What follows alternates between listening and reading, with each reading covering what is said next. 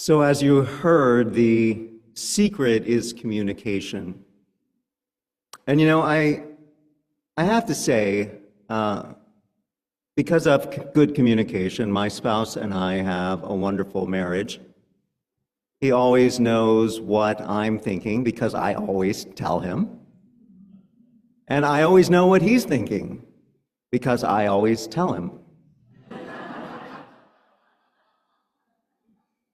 Okay, hopefully that's not too true, at least most of the time, but I don't know, he's nodding back there.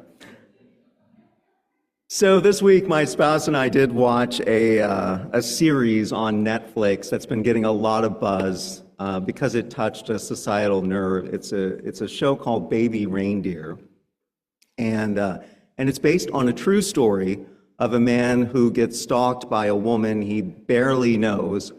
And it's a lot more complicated than that. The man has a backstory that has left him traumatized, and it's only through communicating that trauma to others in his life that he can even begin to heal and make healthier decisions in his own life.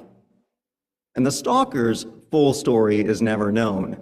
But what we do know, because this is a true story, is that in real life, she sent this man 41,071 emails, 744 tweets, 46 Facebook messages, 106 pages of written letters, and 350 hours of voicemail messages. Now, clearly something is wrong in her life and in her mental health. But what both characters share in common in this series, what connects them, is a desperate need to communicate. And both of them struggle based on their own histories, their traumas, to communicate in a healthy way. These two characters, in their so often profoundly misguided ways, are constantly trying to live out the question, how do I connect with another human being? So Charles Duhigg, Pulitzer Prize-winning author, has a new book out called Supercommunicators, The Secret Language of Connection. And it's been much anticipated, in large part because right now there seems to be so much need for better communication, something this mini-series shows an extreme version of, but it's touching the cultural zeitgeist because it's happening everywhere. Duhigg draws on scientific research, psychology, and stories like what you heard in the reading that Linda read for us to show the traits of so-called supercommunicators. These are people who are consistently able to create authentic connections with others just by listening and talking. Now, many of us, I know, occasionally feel done with the idea of communicating, especially across vast differences. There's a lot of evidence on video these days of how people think, what they say, things that even just a few years ago we'd probably be unlikely to hear out in the public sphere. It's easy to sit in front of our screens and begin to feel like the world is full of people who lack both empathy and basic common sense. I think that's one reason why it's good to get out and among real live human beings more than just every now and then. Even a trip to the grocery store can be a good reminder that real humans exist with the full spectrum of emotions and experiences unique to them. That people are, for the most part, not dressed up in the colors and designs of their chosen political party, but are actually just fellow human beings attempting to do their job or buy their groceries or get through their day without breaking their bank account or hurting somebody else's feelings too badly. Life is hard. Every breath is something we should be grateful for. And that reality calls to us as a reminder that no matter how different our human siblings are on the surface, there are fundamental aspects of being human that we share.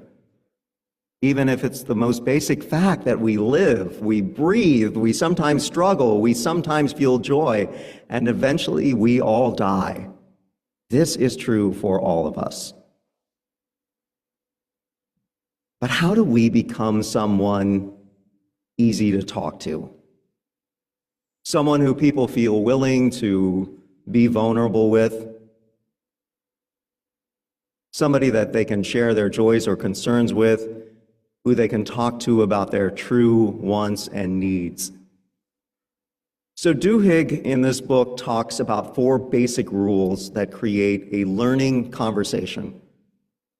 That's a conversation where both parties can actually learn something about the other party, rather than just looking to win the discussion. Imagine that. So the first rule is we have to pay attention to what kind of conversation is occurring. It might be a practical conversation, an emotional conversation, a social conversation. If we don't know what kind of conversation we're having with somebody else, what we want, what the other person wants, then we are not going to connect in that conversation. If one of us simply wants to share feelings about something, and the other one wants to make plans or problem solve, then it's unlikely we'll have a conversation that's satisfactory to the other. I think most of us have been on both sides of a conversation like that, right? With a friend or loved one, well, maybe they're talking about a problem that they've been having, a micromanaging boss maybe, a wayward relative. And then the other party has started to try to fix the situation, only to annoy and frustrate the first person sharing because they simply want to be heard. A simple question like, would it help for us to work on some ways of tackling this problem? Or do you just need to vent? Simple question like that can work wonders in clarifying what kind of conversation you're having.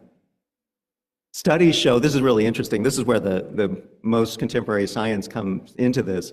Studies actually show that people's brain waves even start to move in sync when they are having the same kind of conversation. So you can almost feel that happen when you're in sync with somebody in a conversation. And you can feel when you're not. So the second rule, we share our goals and ask what the other is seeking. This is all about asking questions. First to ourselves. Harvard researchers have studied that simply making a private little list of the points that you'd like to cover in a conversation before you go into it helps people feel more empowered and confident when they are actually in that conversation. And this leads into the next important approach to the conversation, asking open-ended questions. How do you feel about that? What's been your experience with that? Research shows that highly effective communicators tend to ask 10 to 20 times as many questions as everyone else. 10 to 20 times as many questions. Supercommunicators ask curious questions that get people to open up, what Duhigg calls deep questions, ones that address values, beliefs, experiences, sparking an opportunity for emotional connection. Think of the disagreements we've all had in our own lives, maybe even ones that caused the breakdown of a friendship or a relationship. How many times were we in that position of being left not knowing what actually was going on with the other person, simply because we didn't really ask? Maybe we didn't ask the right questions. Maybe we didn't ask anything at all because we were so intent on getting our point across. Then we wonder for years, what happened? What were they thinking? Why did they act like that? Maybe we were scared to ask because it felt overly intimate or probing. Maybe we were frightened of the answers that we would get if we asked. But here's the thing, if we're not genuinely curious about one another, then we'll never really find connection. When we stop caring to ask the questions because we're sure we already know the answers, then we stop honoring the humanity of others. And when we do that, we are no longer honoring the humanity of ourselves. So questions are important. It reminds me of the story of Jack and Max. So Jack wonders whether it would be all right to smoke while praying. And Max replies, well, why don't you go ask the priest? So Jack goes to the priest and he says, Father, may I smoke while I pray? And the priest says, no, my son, you may not. That's utter disrespect to our religion. So Jack goes back to his friend and he tells him what the priest told him. And Max says, I'm not surprised. You asked the wrong question. Let me try. And so Max goes up to the priest and asks, Father, may I pray while I smoke? To which the priest says, absolutely, my son, by all means, by all means. The moral of the story, the reply you get depends on the question you ask. So Charles Duhigg says supercommunicators don't have to ask elaborate or strategic questions to actually have meaningful conversations. In fact, he says just asking why can deepen the course of any conversation. You can get to something real if you ask why, he says. And by listening closely to that, we can figure out where this person is coming from. You can practice what's called looping for understanding. After listening to their response, you repeat back in your own words what they just told you. I think many of us have heard that, right? But there's another step that they're adding to that process, not only repeating back their words, but then actually asking your conversation partner if your summary was correct. It's important. This can allow someone else to truly feel like they are being heard. Finally, the fourth rule that Duhigg talks about is the exploration of whether identities are important to the conversation. We can't have the conversation under the assumption that others think just like us. We are each unique in our experiences, in our identity, and a good conversation allows room for that. You know, sometimes in a bid to keep the conversation rational or logical, we try to push down our own identity-related stuff or ignore somebody else's. But a supercommunicator makes space for people to share about their backgrounds, communities, where they come from. For instance, there's been a lot of talk about college campuses, freedom of speech recently. You probably heard about USC canceling their graduation ceremony because of concerns about ongoing pro-Palestinian protests, which of course are complicated by taking place at this time of Passover. Some people in recent years have been discussing what's been called canceling. It's a word we've heard a lot of. Canceling of ideas and words on college campuses that don't fit in with a progressive liberal agenda, though there are certainly some accusations that frame the problem the other direction. Well, I think back to my own time as a student at USC, and what was popular during the era that I was there in the classroom setting was to encourage free debate on controversial social issues. Issues that came up a lot at the time were gays in the military and same-sex marriage. Now, as a young gay man, 18 years old, straight from Indiana, just trying to find some sense of peace with that identity, it was rough to sit in that classroom and listen to conversations that often relied on the worst kind of stereotyping and inaccurate science that was all kind of still accepted by the majority of people at the time, all shared under the guise of free speech and healthy debate. Now, I'm not sure what the solution is, but I know those ongoing experiences weren't particularly healthy for me at the time, And I would hate for any young person dealing with hot button identities targeted these days, whether it's trans or being Jewish or Muslim or whatever it might be, to sit in a classroom and experience something that didn't feel like healthy debate, but felt more destructive, even abusive. And then at the same time, perhaps our college campuses and universities have overcorrected in response to this concern. Because also, of high importance is the exchange of ideas. It's important to developing both the intellect and communication skills. And I don't know what the solution is in these institutions, but I recognize that having this conversation with me brings up these aspects I've shared with you of my own identity and experience, which both enhances my understanding of the situation and probably gets in the way of me seeing some aspects of it. It's all mixed up in there. Think how someone who has been burglarized or the victim of physical assault might respond differently to a conversation about national security from someone who hasn't.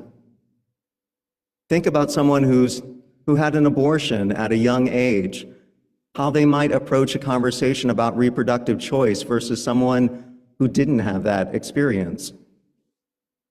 When we make space in a conversation for people to share their experiences, their identities, then we all have the opportunity to learn something about ourselves and others.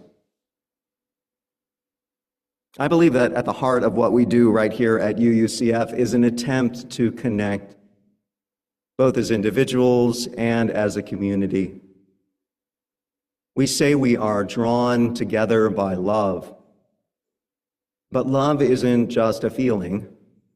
It's a set of behaviors and actions that allows us to connect. And communication is a big part of that. To reference that mini-series I mentioned before, I don't know all the mental gymnastics that might go into a stalking situation, but I do wonder if those 41,071 emails, 744 tweets, 46 Facebook messages, 106 pages of handwritten letters, and 350 hours of voicemail might have been directed in a different way if that person were part of a loving community. And we don't have community without good communication. So much of communicating well really seems to be about approaching conversations with both the intention to be curious and the openness to hear what actually comes out of the conversation. Now, this is going to be easy when both people are super communicators, but of course, we can't assign this book to everybody. And even if we're trying, even if we think we have the skill set, we can fall short. In the end, Duhigg says, I've tried to have learning conversations in every part of my life, and it has helped me listen more than I used to. I try to ask more questions, both to determine what people want out of a conversation and to explore the deep, meaningful, and emotional parts of life where real connection occurs. I try to reciprocate others' happiness and sadness, as well as their admissions and vulnerabilities, and own up more freely to my own mistakes, feelings, and who I am. As a result, I feel connected and closer to the people around me, more connected to my family, friends, colleagues, and most of all, more thankful for these relationships than ever before.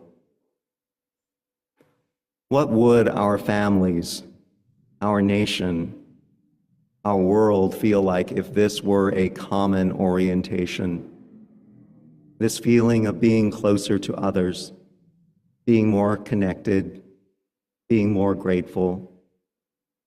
Would it mean people would be better able to show up as their full selves to meet the challenges of this life we've been given? Well, we can't know if we don't make the effort. This month, our pledge drive has been reminding us to be included, be involved, be invested.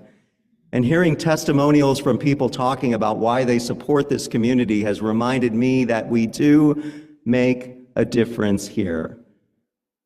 We do make a difference when we reach out. Even the smallest efforts we make toward communication matter in all our lives.